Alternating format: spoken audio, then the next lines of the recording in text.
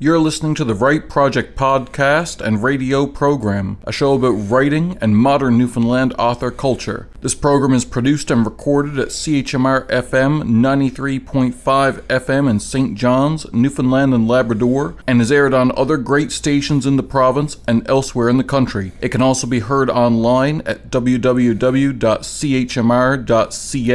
I'm your host, Matthew Ledrew. Hello, and thank you for tuning into the Write Project podcast on CHMR. We've got a special episode for you today. We've got Hannah Jenkins in the hot seat here. She'll be answering the most asked questions of any author. Hannah Jenkins is one of the authors from Mythology from the Rock and is the masterclass poet behind The Birds Come Back in the Spring, releasing in 2022 from Engine Books. Thank you for joining us, Hannah. So Hannah, I've got a bunch of questions that people just are dying to hear your answers to, because you're an interesting enigma in the writing community right now. Hannah Jenkins, what are common traps for aspiring authors, people who are new to writing? What are pitfalls or mistakes that they tend to make, in your opinion? That's a very good question. I'm still pretty new, so I'm still figuring out how to not make all of these very newbie mistakes. A lot of advice I've gotten, especially when trying to get yourself out there, is people tend to go for vanity projects, in the sense of publishers or magazines or something that will kind of take anything, and they don't pay you, so that you're not getting your worth back. You're not being compensated, and in that sense you're not really being respected a lot, because it's sort of just, they're going to take whatever. They're not really going to pay attention to you as an individual. You're kind of just another number to get sales out. So I think it's really important to make sure that you're communicating with whoever you're working with, and that they understand that you are, you're a unique author, you have your style, your voice, and they got to respect that, and in turn you respect them. But to just go into anything blindly, I think, to get too excited and kind of let people walk over you a bit, is definitely an issue. Yeah, for sure. I deal with that a lot, actually. People kind of don't know. It's surprising, honestly, from people inside the industry, how much isn't known about the industry. Because the industry doesn't try to be secretive, and yet somehow there's this magical mist that surrounds it, where people are afraid to ask questions. But I always kind of make sure to say, the difference between a publisher and basically a printing press that's pretending to be a publisher, which is what a vanity press is, kind of thing. A publisher would never charge you money. The money goes one way from publisher to author, kind of thing, via advances or royalty checks or whatever. It depends on the size of the publisher and the deal you've gotten. If you're paying the costs, that's not a publisher. That's a printer disguising as one, kind of thing. But you're right. I've spoken to people who've had books published that didn't kind of ever think of that distinction, and it's shocking. Anyway, that's wonderful. Thank you. Hannah Jenkins, what are you reading right now? Don't lie, don't flub. I don't care how embarrassing it is. What is on your, what are you in the middle of reading, or is next on your to be read list at this exact second? I actually have this poetry collection called Lion Island, it was recommended to me by my mentor through the Waddle mentorship.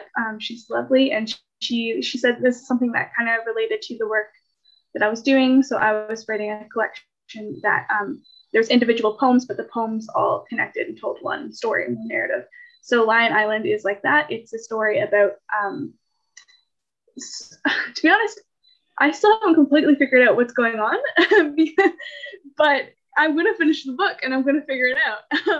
But it is connected all the way through, which is supposed to be very helpful. And it was on my list for quite a while. And now that the semester's over, I'm kind of, it's getting bumped up the list.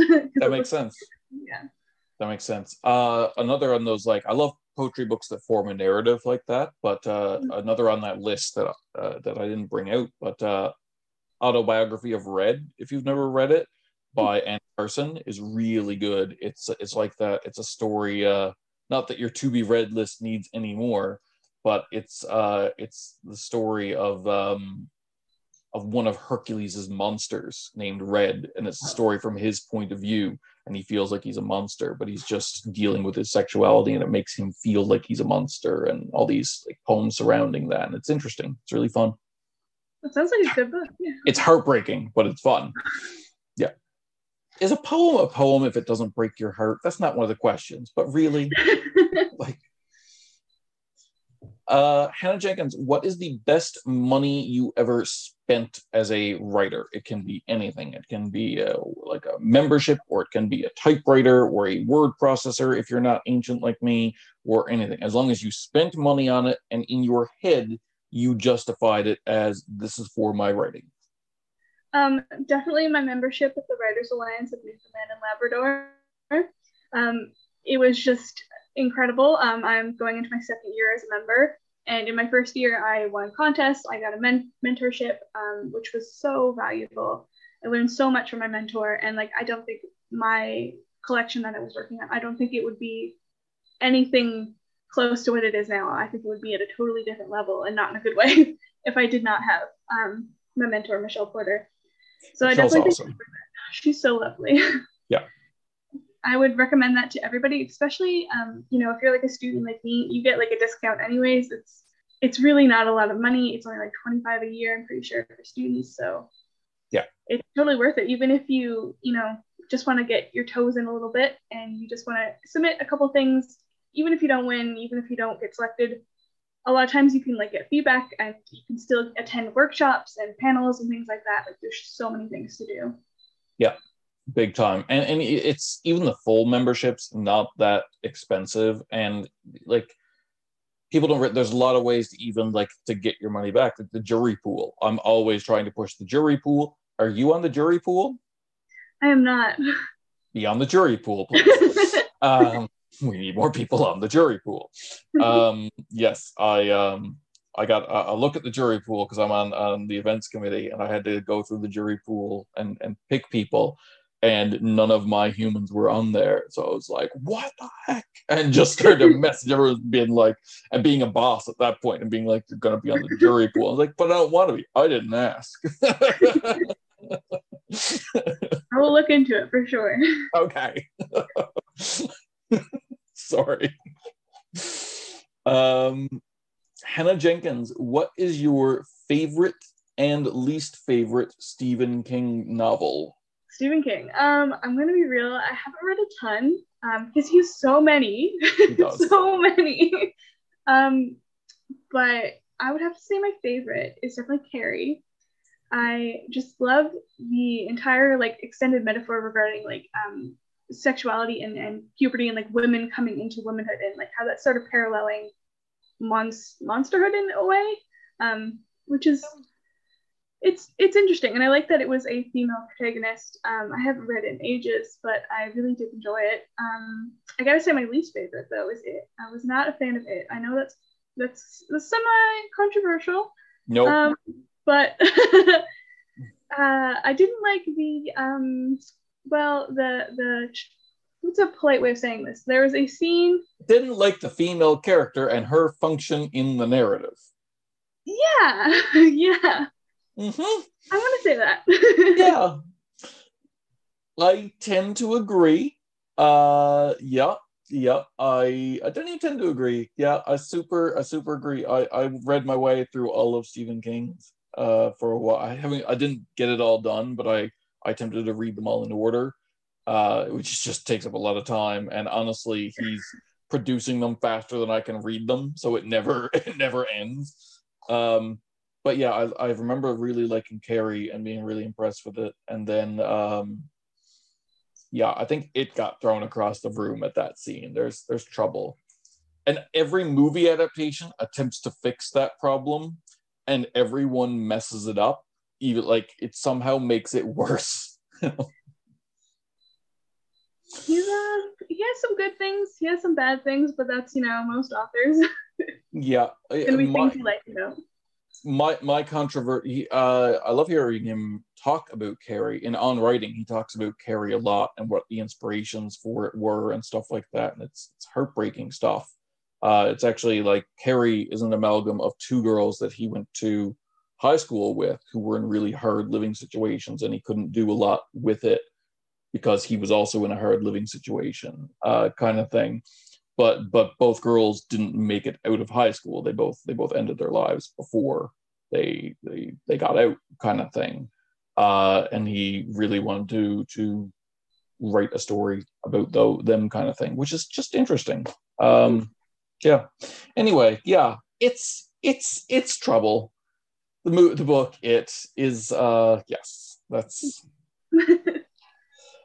my controversial Stephen King hot take is that I like his stuff better once he stopped doing all of the drugs, because things tend to go off the rails in that way a little bit less after that. That's fair. Yeah. Hannah Jenkins, if you could tell your younger writing self any one thing, what would it be? You can go back in time and tell your younger writing self this exactly what you get 5 seconds. You can just be like, you can tell them this one thing. What is it? Write more and write more happy things, because the world is not always a terrible place, and you can appreciate both the good and the bad in life. And I know it's really easy to focus on the bad things in writing, but that's not all there is. That's fair. That's fair. It's very dramatic, child. Okay. All right. I like it. Hannah Jenkins, what is your favorite comic book character? Wonder Woman, absolutely. I am fascinated with Wonder Woman. I love the current adaptations. I love her origins. I love everything in between. I haven't seen an iteration that I don't like. I just think that depending on where you're looking, she's going to have slightly different traits and slightly different representations, I guess. Yeah. But I love her. I really like the creation of her and how much William Marston kind of put some things that might have been controversial and sort of not heard of in comics at the time, and he was really pushing for it, and I liked.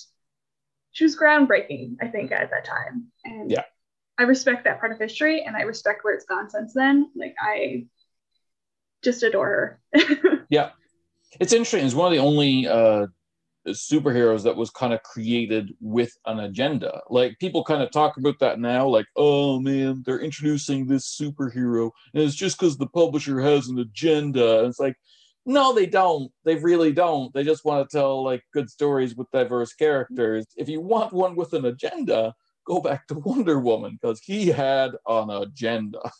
Yeah. Yeah.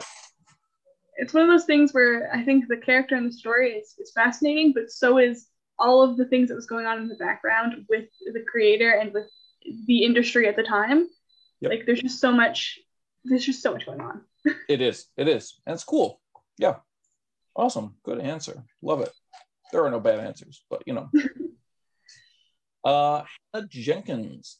Hannah Jenkins, in your opinion, what is the most unethical practice in the publishing industry right now?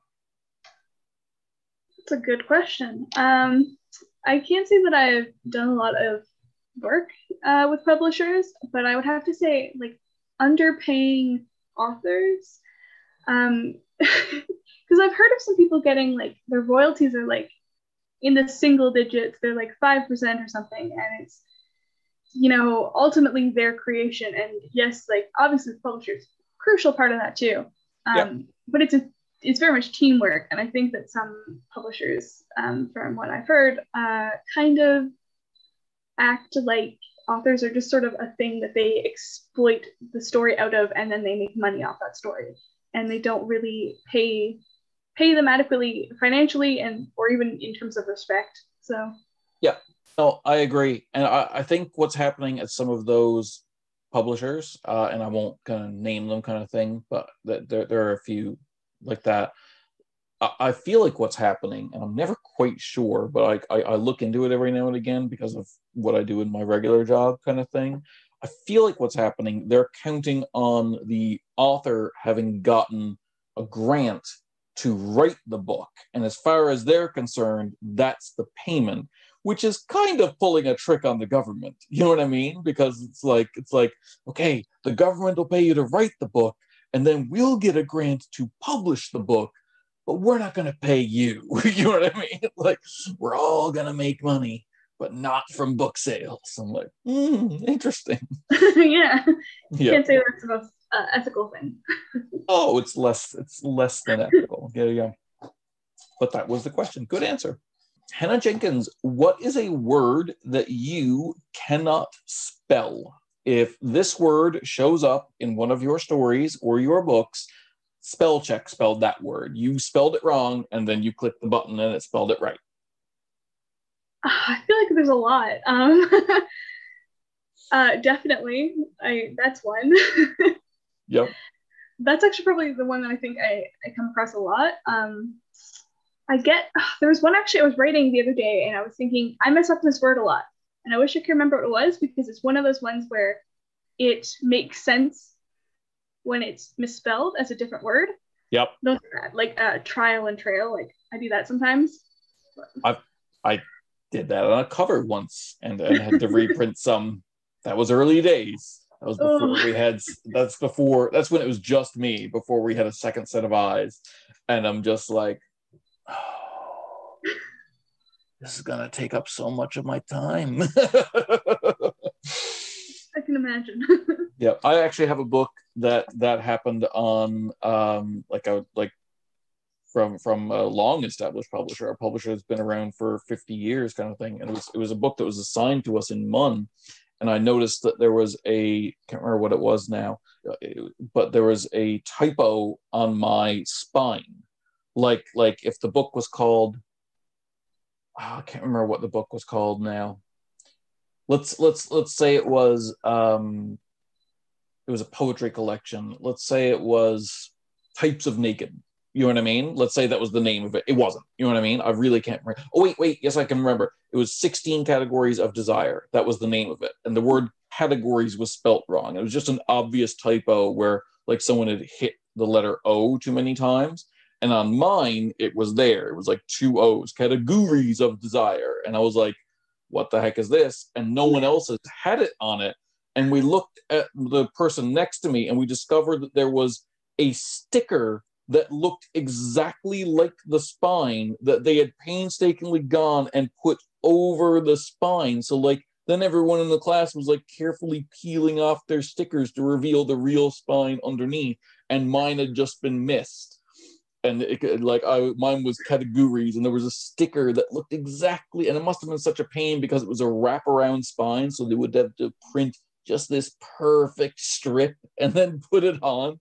But that's what they'd done, because what are you going to do when you've printed 10,000 copies of a book and there's a typo on the cover?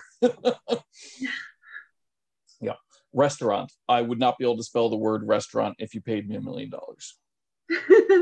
That one's kind of hard for me too. Is it? It's up there. Yeah. Yeah. Hannah Jenkins, what did you do with the first money you ever made as an author or from your writing? So the first time you won a contest and there was a monetary reward, or someone paid you for your work or whatever, you got that money. What's the first thing you did with it? This is going to be really boring. I just kind of put it in my bank account, probably in the savings part, and then I've never had a moment where I kind of got something specifically from writing and I was like, this is my prize, let's go do something with it. I've always kind of just put it in the account and just kind of let it amalgamate with everything else. So I like to believe it goes towards tuition. That's fair. And that's a good source. And honestly, most people who kind of do well, like that's what their answer was. But also you kind of came into like hit the publishing scene during pandemic times. What were you gonna do? Like, yeah, that's very true. Yeah, let's party. Let's order in a pizza. Yeah, that's Yeah. That's basically my life right now. So yeah. Everyone, we're all connected. Hannah Jenkins, how do you select the names of your characters when you do create fictional characters? That's a good question. It depends on what I'm writing. So a lot of times I do look at like the meanings of names. So if it's supposed to be kind of like a rough and tumble character, you kind of look for something that means something like strong or stoic or fair or something, and then if it's more docile character, you look for something with that sort of meaning. Obviously in real life it doesn't always correspond that way, but that's the great thing about fiction is you can leave in all of these little like hints about how your character is going to turn out, or even better, you set them up a certain way and then completely defy it. I like when that happens. I like that too. So yeah, it really depends. I have a couple like placeholder names and I don't know what else to call people, and I'm like, I will get around to you. I will find you a good name, but until then, you are Alyssa. That's your name. This is a fun name. Okay, yeah. That's okay. That's interesting. People just come to me with names, and I'm not sure why, but I think I've been at this too long. I feel like that wasn't always the case. Cool. Okay. Yeah. Hannah Jenkins, have you ever considered writing under a pseudonym? Yes, actually. I definitely considered sort of like a pen name thing. I liked my first name, and I was kind of okay with that, but I was kind of considering changing my last name for quite a while. It was sort of when I was a kid, you kind of fantasize about like what you're going to be. And you're like, yeah, I'm going to be this great writer, and this is going to be my name. And I think I disliked Jenkins because it was just very common. And I was like, yeah, this is such a common name. Everyone's gonna. There's how many people are named Hannah Jenkins in the world? Like probably a few. A lot. But I've kind of come to terms with it a bit more in the sense of it is my identity. It's what I was born with and raised with, and I don't really have any intentions of changing it ever. There is that part of me that's still like holding on to that idea of like, yeah, but what if I had a cooler name? Like, what if it was like something fancy? But yeah. This is what I got. Yeah, like an author, and it's a known pseudonym. It's just for marketing purposes, so I'm not like giving away any spoilers here, but like or secrets. But there's an author we work with sometimes called Kenneth Frost. That's a pseudonym, and dear Lord, what a name! Like Kenneth Frost. I'm like, dear Lord. Yeah. Max power. Like just like yeah, that's the one. Yeah. I'm gifted in there aren't many Ledrews because Ledrew is already a made up name. Aren't all names a little bit made up though? They are. Mine's really made up because we thought it was French, and when we traced it back, it was like English criminals freeing on a French ship and didn't know, had to make up a name and didn't know the way French names work. So it was like LeBlanc, Le this, Le that, and they all translate to the something. Ledrew doesn't translate because it's made up, because they couldn't speak French. And when they were asked their name, they made it up and made it sound French. That's a good story, man. Like, it's something. It works. It explains a lot about me.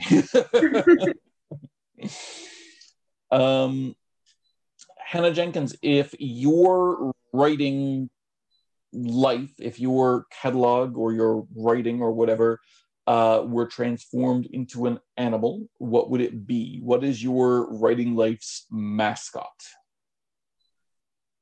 I'm gonna say swan. That's really like common, I think, like a weird answer. But I like the idea that they're very pretty, but underneath, like you ever see a swan's legs? They're terrifying. They're so gross looking. And also a swan will mess you up. Yeah, they're so dangerous. Like I like that contrast of like if you just see them on the water, they're so picturesque, so beautiful, and then like they come on land, you get those little demon legs, little demon feet, and they'll just attack you. Awesome. Okay. I do like that answer. Yeah. That's an epic answer. I was expecting when you start answering that for me to have to tell you, no, they look pretty, but they are monsters. But no, you knew. And that was part of the answer. I know. Yeah. As someone who's been attacked by a swan, yes. It's dangerous. Yeah. Like everyone who thinks that dinosaurs are less scary with feathers, now that we know they had feathers, I'm like, cool, you've never been attacked by a swan. Yeah, or emus. Oh, they're so scary. I'm scared of emus. Like, Ostriches. Ugh. they're terrifying. Hannah Jenkins, what is your writing kryptonite? If you are sitting down to write and this thing happens, it just destroys your productivity and you're not going to get any more writing done today. What is that thing for you? I feel like I get very overwhelmed very easily, especially if I'm trying to write something and I'm not good at plots. So like for fictional things, I have these ideas of like mini plots that go like subplots and like points of interest in a story, but like creating the overarching plot and actually putting everything together is very hard. So I tend to write like individual things and then try to make it one thing, which often does not work. So anytime that I am confronted with the reality that it's like you sometimes get like plot sheets, you know what I mean? Like worksheets to like help you. Those don't help. Those just make me feel like I'm not doing it right. Yep. So anything that reminds me of the fact that I don't have a coherent plot yet, and it probably won't make a coherent plot until like the very end. Probably have to go back and edit it a ton to make it make sense. But yeah, I'm more character based, I think, than plot based. So it's always a bit of a struggle. For sure. Okay, makes sense. Hannah Jenkins, you kind of already answered this when we were talking about your name, but Hannah Jenkins, do you ever Google yourself? And if so, are you happy with the results? I have Googled myself a few times. I show up sometimes. There's also apparently a singer named Hannah Jenkins. Yeah. And she seems to be doing good for herself, so good for her, I guess. Of course, it brings me back to that idea of I can just change my name and have some distinction. But you know what? She's doing something different. I'm doing something different. Like yeah, coexist. Yeah. Coexisting is important. Yes, absolutely. Hannah Jenkins, what is the first book you ever read that you remember making you cry? Making me cry. That's a good question. I'm trying to think of books. I tended not to cry as much at books as I did like films. Sure. And I think it's because films, first of all, it's visually represented, and it's also like music swelling and there's great cinematography and everything's going on, and it's a much more like full body experience in that sense. And it also happens so fast, and you can choose to stop reading very, very easily. It's harder to choose to stop a film, especially if you're like in a theater or something. Then you kind of have to walk out.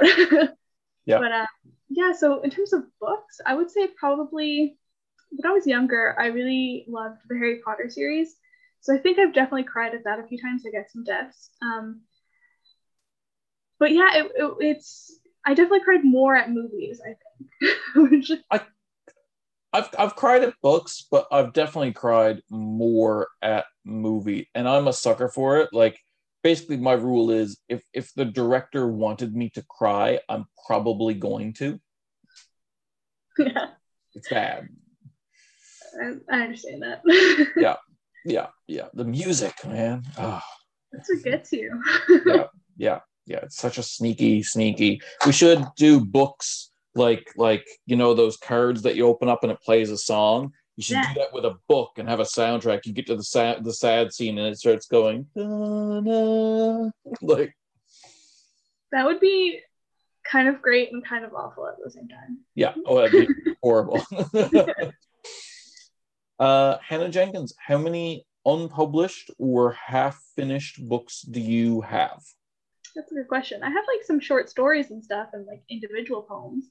But in terms of like larger collections, I would say like 3 other ones.